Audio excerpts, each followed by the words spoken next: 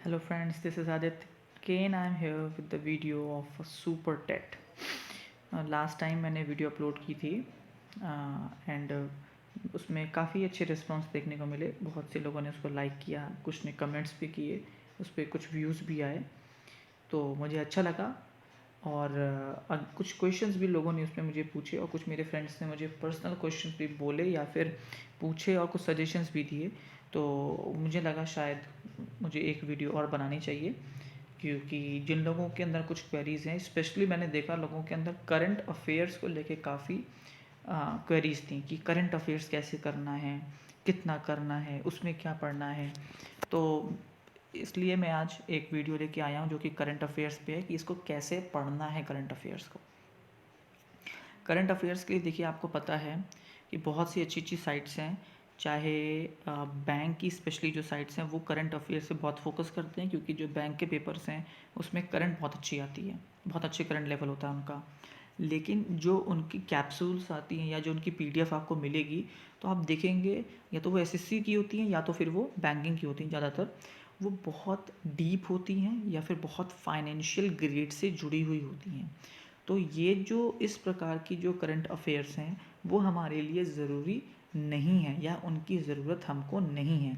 ना तो बहुत डीप जाना है और ना हमें कोई फाइनेंशियल ग्रेड्स की तरफ देखना है कि भाई क्या चल रहा है। इतना जानकारी सबके बारे में होनी चाहिए, जैसे रेपो रेट क्या चल रहा है, रिवर्स रेपो रेट क्या चल रहा है, ये पता होना चाहिए। ये पेपर में नहीं आया आज तक, बट स्टिल पता होना चाहिए। भले ही ये थोड़ा सा आपके मौद्रिक जो नीतियां हैं या उनसे रिलेटेड चीज़ें हैं उनके बारे में भी आपको पता होना चाहिए। तो आज हम लोग देखते हैं कि कुछ करंट अफेयर्स जो शायद आपके लिए इम्पॉर्टेंट हो सकती हैं या कौन सी इम्पॉर्टेंट नहीं हो सकती हैं, उनको हम आज देखते हैं। कौन से मोस्ट इम्पॉर्टेंट टॉपिक्स हैं स्पेशली करंट अफेयर्स के भी, जिनको आपको पढ़ना है और कितने महीने तक की करंट अफेयर्स आपको आनी चाहिए। ये सारे क्वेश्चंस हैं जो इसमें देखेंगे। अगर किसी प्रकार का करंट अफेयर मैं छोड़ दूं तो आप मुझसे कमेंट सेक्शन में पूछ लीजिएगा, मैं उसके बारे में भी आपको इन्फॉर्म कर दूंगा। अब सबसे पहला क्वेश्चन ये आता है कि आपको कितने महीने का करंट अफेयर आना चाहिए। देखिए, 6 महीने का करंट अफेयर तो आपको आना ही चाहिए। जब भी आपका पेपर लगा हो उसके पहले के 6 महीने का करंट अफेयर्स आपको अच्छे से आना चाहिए। अगर आप डीप स्टडी करते हैं या फिर अगर आप थोड़ा ज़्यादा पढ़ते हैं या अच्छा पढ़ना चाहते हैं, जो भी कह लीजिए, तो मेरे हिसाब से इस 6 का आप 9 महीने कर लेंगे तो बेस्ट रहेगा। लेकिन 9 नहीं तो 6 महीने के करंट अफेयर्स तो आपको तैयार होने चाहिए। कुछ देखते हैं क्वेश्चंस करंट अफेयर्स की। मैंने कुछ कलेक्ट किए हैं, ज़्यादा कलेक्ट नहीं किए हैं क्योंकि टाइम की थोड़ी कमी रहती है। तो ज़रा कुछ क्वेश्चंस पे फटाफट आते हैं। देखिए, जैसे पहला है, नरेंद्र सिंह तोमर ने 5 राज्यों में हनी एफपीओ कार्यक्रम को किया शुभारंभ।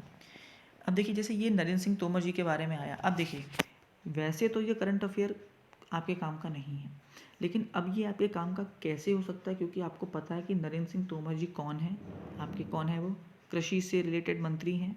कृषि बिल पर अभी बहुत आंदोलन चल रहा है, तो हो सकता है कि नरेंद्र सिंह तोमर जी से रिलेटेड कोई भी करंट अफेयर पेपर में दे दें, क्योंकि इस वक्त ये कहाँ चल रहे हैं, बिल्कुल हेडलाइन में चल रहे हैं। तो इसलिए इस तरीके की जो आपकी करंट अफेयर है ये इम्पॉर्टेंट हो सकती है जस्ट बिकॉज ऑफ हूँ, नरेंद्र सिंह तोमर जी की वजह से। क्योंकि अभी किसान बिल चल रहा है, किसान बिल चल रहा है तो उससे रिलेटेड आपको ज़रूर पता होना चाहिए कि किसान बिल कब कब आए हैं, कौन कौन से रिफॉर्म्स कब कब हुए हैं। ये मत सोचिए कि क्या क्या रिफॉर्म्स हुए हैं या जो बिल आया था उसमें क्या था, इतना डीप ना जाइए। लेकिन इतना ज़रूर पता होना चाहिए कि कब या कैसे या उस वक्त कृषि मंत्री कौन रहा। इस तरह की थोड़ी जानकारी आप ज़रूर लेके जाइएगा। ये ध्यान रखिएगा, मैंने आपको लास्ट वीडियो में बताया था करंट से रिलेटेड क्वेश्चंस इसी तरीके से बनते हैं। नेक्स्ट, आरबीआई मौद्रिक नीति पॉलिसी रेट अपरिवर्तित रखने का हुआ फैसला। ये अपरिवर्तित है, सॉरी, ठीक है। अब आप देखेंगे ये जो है ये आपके काम की बिल्कुल भी नहीं है। इस तरह की डीप या फिर बहुत ज़्यादा कोई रिलेटेड मौद्रिक नीतियों से रिलेटेड चीज़ें हैं तो इतना डीप नहीं जाएंगे, तो आप इसको बिल्कुल छोड़ दीजिएगा। इस तरह की जो करंट अफेयर्स हैं उस पर आपको फोकस नहीं करना है। नेक्स्ट, आरबीआई ने एचडीएफसी बैंक को अपने नए डिजिटल प्रोग्राम को लॉन्च रोकने की जानकारी के दिए आदेश। ये भी आपके लिए कोई खास नहीं है। हाँ, अगर बैंकिंग सिस्टम में जैसे अभी एक चेंज हुआ था कि जो बैंकिंग को मर्ज किया गया था, वो ज़रूर आप पढ़ के जा सकते हैं। ये भले ना पढ़ें, लेकिन जो बैंक मर्ज हुए हैं उसमें कौन कौन से बैंक किस किस में मर्ज किए गए हैं, ये आपके लिए इम्पोर्टेंट हो सकता है, तो वो आप ज़रूर देख के जाइएगा, क्योंकि ये करंट था और बड़ा टॉपिक था इसलिए। नेक्स्ट है भारतीय नौसेना दिवस। देखिए ये जितने भी दिवस हैं भाई, दिवस तो आपको सारे याद करने हैं। जितने भी दिवस हैं वो तो पूरे साल के दिवस याद करने हैं, वो करंट से मतलब नहीं है। दिवस तो पूरे साल में कौन कौन से कहाँ कहाँ दिवस हैं और उनकी थीम क्या है। ध्यान रखिएगा, जितने दिवस होते हैं उनकी एक थीम निर्धारित की जाती है। उस थीम को ज़रूर पढ़ के जाइएगा, क्योंकि पेपरों में दिवस और उसकी थीम पर क्वेश्चन ज़रूर बनते हैं। तो जितने भी दिवस हैं वो आपको देख के जाने हैं पूरे साल भर के। केंद्र सरकार ने जीएसटी टैक्स पेयर्स के लिए शुरू की QRMP योजना।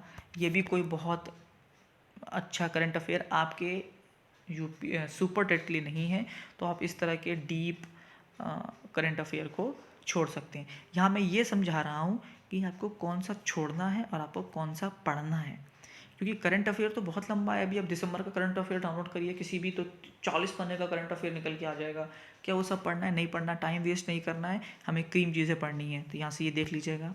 नेक्स्ट, अब देखिए, बजरंग पुनिया और एलवेनल ने जीता sports person of the year पुरस्कार। जितने भी पुरस्कार मिले, जितने भी पुरस्कार आपको एक साल के अंदर, करंट अफेयर में 9 महीने का तो देख ही लीजिएगा, बट फिर भी एक साल के अंदर, अब इसमें देखिए आपके जितने भी पुरस्कार हैं, पुरस्कार में कुछ चीज़ें मैं जोड़ दे रहा हूँ।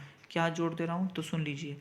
आपका जितने भी ऑस्ट्रेलियन ओपन, मतलब टेनिस से related, French open, Australian open, Wimbledon cup हो उनका, चाहे फ्रेंच ओपन हो, ये सारे किसने जीता, लिस्ट बना लीजिए। ये बहुत इम्पॉर्टेंट है, मैक्सिमम पेपर्स में देखा जाता है कि ऑस्ट्रेलियन ओपन हो, फ्रेंच ओपन हो, विंबलडन हो, एक और इनका होता है, उन सभी को आप चारों को देख के जाइएगा। ठीक है, महिला पुरुष दोनों देख के जाइएगा, और केवल नाम नहीं, वो किस देश के हैं, देश ज़रूर देख के जाइएगा, क्योंकि केवीएस का एक पेपर था जिसमें ये पूछा गया था। मैं आपको एक हिंट दे रहा हूँ, ऐसा अब यहाँ भी हो सकता है। केवीएस के एक पेपर में क्वेश्चन ये आया था कि विंबलडन कप में इस बार जो हारी हैं वो किस देश की हैं। तो हारने वाले और जीतने वाले दोनों का नाम आपको पता होना चाहिए, और दोनों का किस देश से रिलेशन है ये भी पता होना चाहिए, ये ज़रूर देखिएगा। फिर एक आपके जो फार्मूला F1 रेसिंग होती है, फार्मूला 1 रेसिंग, उसके विजेता, क्योंकि ये 2-3 ग्रैंड प्रिक्स अलग अलग होती हैं, तो वो ज़रूर देखिएगा। और वैसे 2 ही 3 लोग जीतते हैं, एक लेविस हैमिल्टन है, ज़्यादातर वो जीतते मिलेंगे आपको, वो ज़रूर देख के जाइएगा, ये ज़रूर देखिएगा। तो जितने भी आपके पुरस्कार हैं, जितने भी आपके ये स्पोर्ट्स में बता रहा था मैं आपको, वो भी पुरस्कार के प्रकार में ही आते हैं, उनको आपको पूरा देख के जाना है।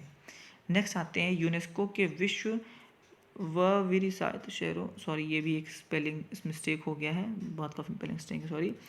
शहरों की सूची में शामिल हुए ग्वालियर और ओरछा।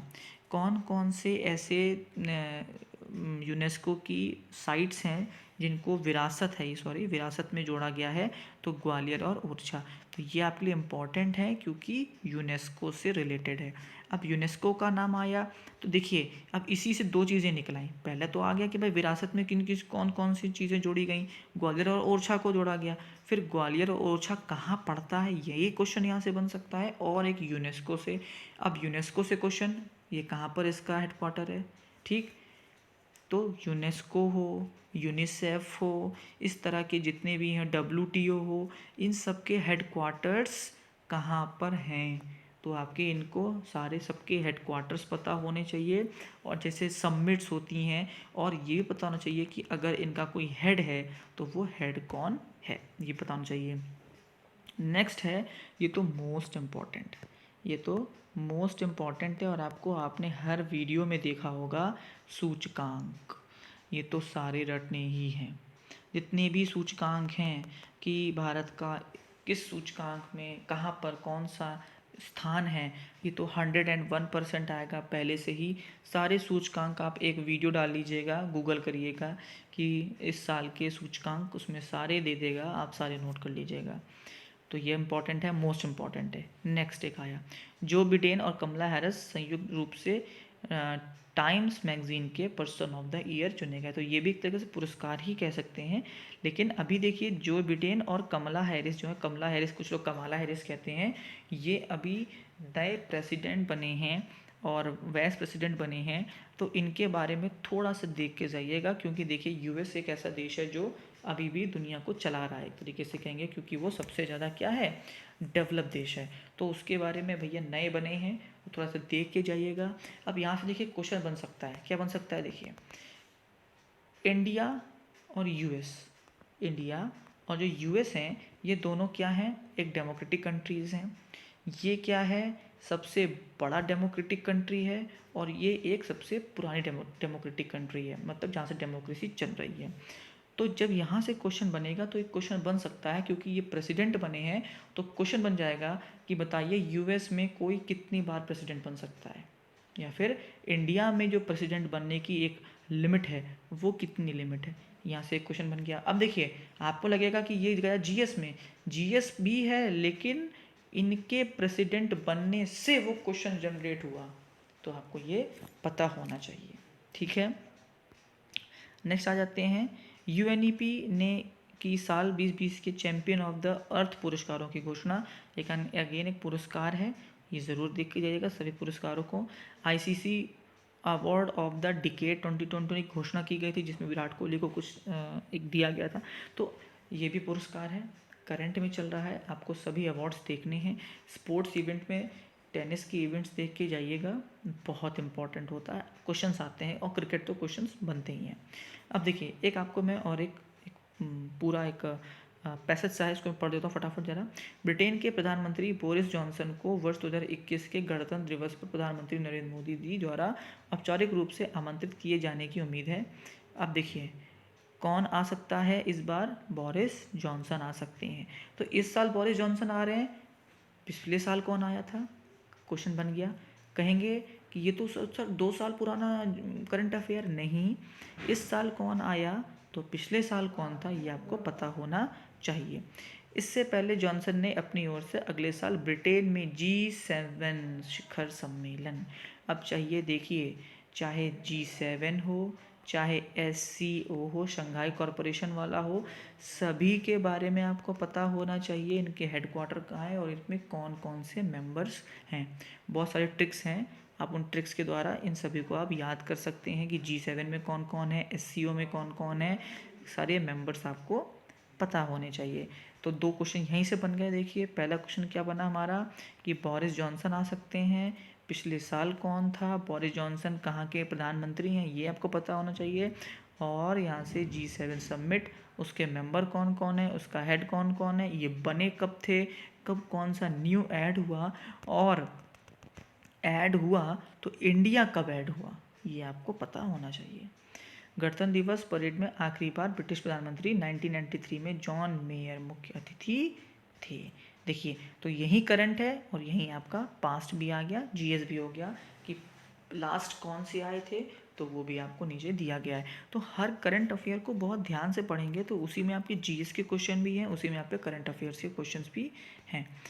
नेक्स्ट रक्षा करंट अफेयर्स ज़रूर देख के जाइएगा। इसमें देखिए क्या क्या है, सबसे पहले आपकी जो वॉर प्रैक्टिसेस होती हैं, वॉर प्रैक्टिसेस का मतलब समझते होंगे डेफिनेटली आप लोग, कि जब 2 देश या 3 देश या 4 देश मिलके किसी वॉर की प्रैक्टिस करते हैं, वो ज़रूर देख के जाइए, क्योंकि ये नाम से आती हैं। क्या कि इंडिया यूएस की जो वॉर प्रैक्टिस होती है उसे क्या कहते हैं, फ्रांस इंडिया वाले को क्या कहते हैं, और ये वॉर प्रैक्टिस किस किस देश के बीच में हुई, उसका नाम क्या है, और वो कब हुई, ये भी आप देख के जाइएगा। प्लेस भी देख के जाइएगा, अंडमान निकोबार में हुई कि राजस्थान के जैसलमेर में हुई, ये ज़रूर देख के जाइएगा। और रक्षा करंट अफेयर्स में कुछ क्वेश्चंस ये भी बन सकते हैं, जैसे लास्ट टाइम रफ़ाल आए थे, तो रफ़ाल से रिलेटेड क्वेश्चन आ सकते हैं, या फिर कोई नया प्रकार का डिफेंस सिस्टम अगर ऐड किया जाएगा, वो क्वेश्चन भी आपको देखने को मिल सकते हैं। नेक्स्ट थोड़ा सा इंटरनेशनल की तरफ जाते हैं, फिल्म इंडस्ट्री से क्वेश्चंस भी बनते हैं। फिल्म फेयर हो, आईफा अवार्ड्स हों, थोड़ा सा चले जाइए आप विदेश में चले जाइए, दूसरे देशों में चले जाइए, ग्रैमीज़ जो ग्रैमी बढ़ते हैं, ठीक है। उसके बाद ऑस्कर्स किस किस को मिले, ये सारे अवार्ड्स हैं, ये सभी आपको देखकर जाना है। और अगर किसी बहुत बड़े पर्सनैलिटी की क्या हो जाए, डेथ, निधन, तो आपको निधन भी देख के जाने होते हैं।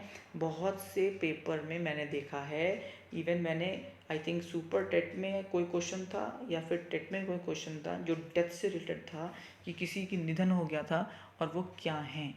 और एक दो क्वेश्चन तो कुछ एग्ज़ाम्स में ऐसे भी देखे जाते हैं कि जो निधन हो गया था तो वो किस चीज़ से रिलेटेड है, किस कला से रिलेटेड है, या क्या रिलेशन है उनका, उनका ऑक्यूपेशन भी पूछा जाता है। ये भी ध्यान रखना है। राज्यों के राज्यपाल, क्योंकि ये बदलते रहते हैं, या फिर कभी किसी एक राज्यपाल के पास 2 स्टेट्स का भी कार्यभार दिया जाता है। जैसे थोड़ा हिंट देता हूँ मैं कि अभी जो उत्तर प्रदेश की राज्यपाल हैं उनके पास 2 स्टेट्स का था। तो इस तरह की जानकारी भी आपको होनी चाहिए। मेरे हिसाब से मैंने लगभग सभी टॉपिक्स पर आपको थोड़ा थोड़ा एक ओवरव्यू दे दिया है कि किस तरह के करंट अफेयर आपको पढ़ने हैं, किस तरह करंट अफेयर्स आपको नहीं पढ़ने हैं। उनमें टाइम वेस्ट मत करिए। बहुत ज़्यादा यूएस में या फिर किसी और देश में कहीं कुछ बवाल चल रहा है तो सुपर टेट में इतना दूर का नहीं आएगा, दूसरे देशों का तो बिल्कुल भी ज़्यादा नहीं आता।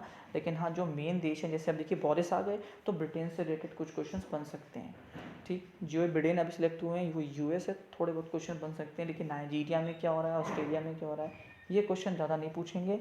चाइना से थोड़ा टेंशन चल रहा था, जो चाइना के बॉर्डर हैं जहाँ जहाँ पर उसने कुछ बवाल किया है, तो वहाँ के बारे में ज़रूर देख के जाइएगा। तो करंट को कैसे पढ़ना है, किन किन चीज़ों को छोड़ना है, आई होप आपको इसमें हेल्प मिली होगी। अगर कोई भी करंट अफेयर या कोई टॉपिक करंट अफेयर का जिसमें आपको लगे कि इसमें मैंने नहीं बताया या मैं भूल गया, तो आप कमेंट में लिखिएगा, तो मैं उसमें आपको ज़रूर रिप्लाई करूँगा। आई होप आपको कुछ हेल्प मिली होगी इन चीज़ों से। अपनी पढ़ाई को जारी रखिए। कंपटीशन डबल ट्रिपल होने वाला है धीमे धीमे, इसलिए आपको अपनी पढ़ाई को आज से चालू करना है। और आपको एक चीज़ और ध्यान रखनी है, क्या, अगर कंटिन्यूटी आपकी बनेगी तो ही आपको सफलता मिलेगी। सफलता का कोई दूसरा और भी तरीका नहीं है। कुछ लोगों के अंदर ये होता है कि अरे मुझे ये तो आता ही है, मैं कर लूँगा। देखिए, मेरे संग बहुत से ऐसे दोस्त थे जिनको वाकई में बहुत कुछ आता था, बट वो उतना रिस्पॉन्ड नहीं कर पाए पेपर में, उनके मार्क्स उतने नहीं आए। इवन कुछ तो बेचारे रुक भी गए just because of over confidence. और इस बार तो बिल्कुल ओवर कॉन्फिडेंस रख के नहीं चलना है, हर चीज़ को बहुत बारीकी से पढ़ना है। सूचकांक बता चुका हूँ, बहुत इंपॉर्टेंट है, उनको ज़रूर देख के जाइएगा। आई होप आपको इस वीडियो से कुछ ना कुछ ज़रूर हेल्प मिलेगी। अगर आपको कंटेंट पसंद आए तो ज़रूर देखिएगा और अपने आप को अगले एग्ज़ाम के लिए तैयार करते चलिएगा। Thank you.